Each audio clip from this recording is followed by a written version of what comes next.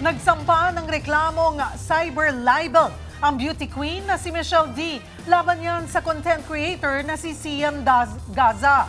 Kaugnay yan ng pinapakalat ng fake news ni Gaza. Well, naman ang content creator, nililihis lang daw ni D ang issue tungkol sa pananakit nila sa driver na aktres na si Rian Ramos. Nasa frontline ng balitang yan si Gio Robles.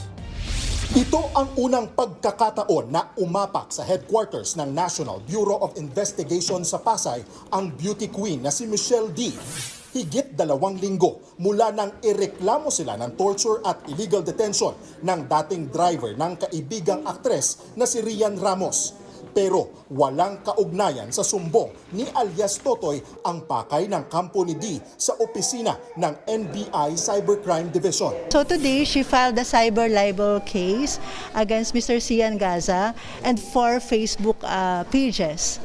So yun po yung mga nagpapalabas ng mga false news against Michelle. File siya sa ating Computer Crimes Division para doon sa reklamo ng mga fake news, alleged fake news at kung ano-ano pang istorya laban sa kanya.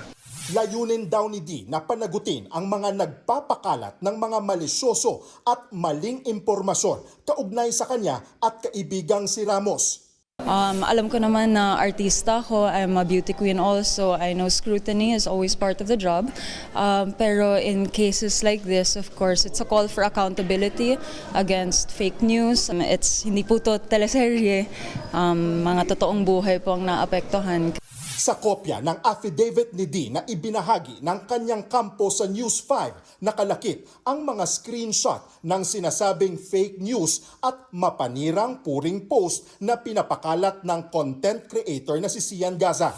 Kasama din dyan ang mga post mula sa iba't ibang Facebook page. Gaya ng post na ito na tumakas na raw sa ibang bansa ang beauty queen para magtago. Napakarami na po, halos araw-araw may mga lumalabas na mga maling impormasyon tungkol po kay Michelle. In fact, meron pong isa pa doon na nasa ibang bansa daw siya at tumakas. So here, she's here. Kita nyo naman, never po siyang umalis ng bansa.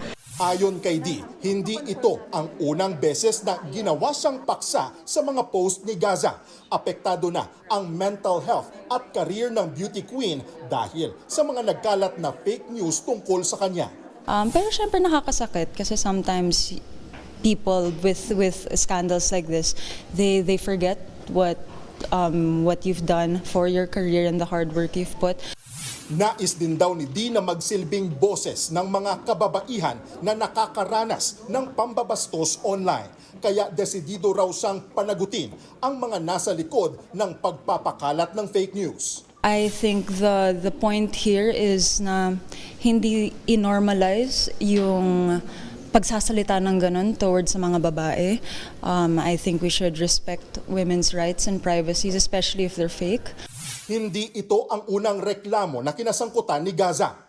Taong 2018 nang hatulan ng Malabon Regional Trial Court si Sian Gaza ng 5 taong pagkakakulong dahil sa isang investment scam at paglabag sa bouncing checks law. Kasalukuyang nasa ibang bansa si Gaza pero sa isang Facebook post tinawag na good move, very strategic at wais ang cyber libel complaint na inihain laban sa kanya ni D. Paraan lamang umano ito ng beauty queen na ilihis sa kanya ang atensyon ng publiko mula sa mas mabigat na reklamo laban sa kanila ni alias Totoy. Nang tanungin naman si D kung may mensahe siya sa content creator, sagot ng beauty queen. I don't have a message for him. Nagbabalita mula sa Frontline, Gio Robles, News 5. Mga kapatid, Cheryl Cosing po. Maging maalam at may pakialam sa mga napapanahong issue at headlines. Mag-follow at mag-subscribe na sa social media pages ng News 5.